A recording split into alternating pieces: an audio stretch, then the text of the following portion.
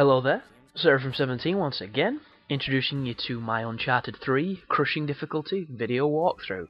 This is the third level, and this is second story work. And this is us now effectively trying to sneak into the museum and steal the ring of Sir Francis Drake.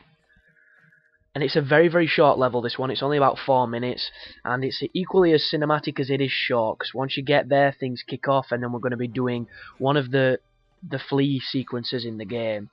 And what this basically is, for the people that are not aware of it, there are certain moments that will kick off where you are forced to run away from people.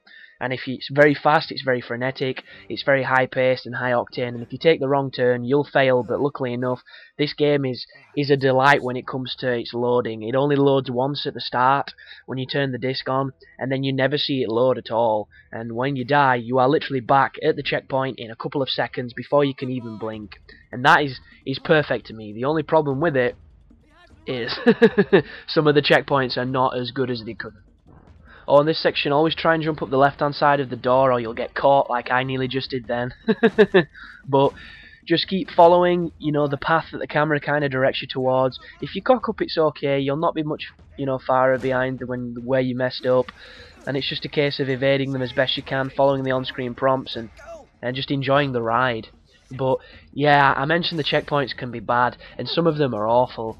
And the ones that really stand out are where you have to take down a big room of enemies, and you'll kill a bunch of them. They'll keep coming because there's some really, really massive gauntlets in this game at times, and you'll get to a position which is pretty good.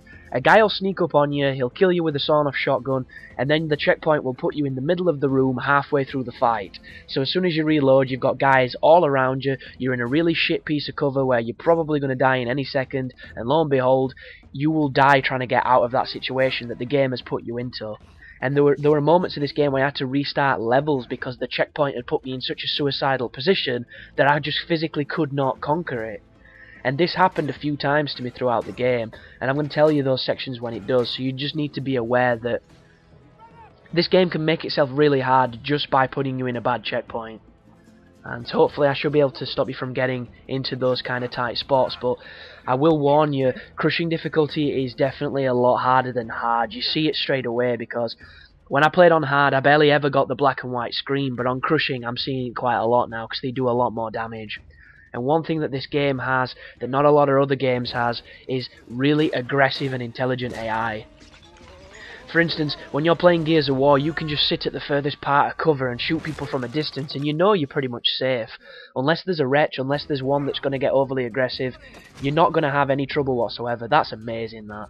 And always go to the left-hand side of that settee. If you go to the right, he will block you and you'll get caught. I've done it myself, it sucks. There's some weird hit detection on the people on this game. It makes your character spaz out in an animation.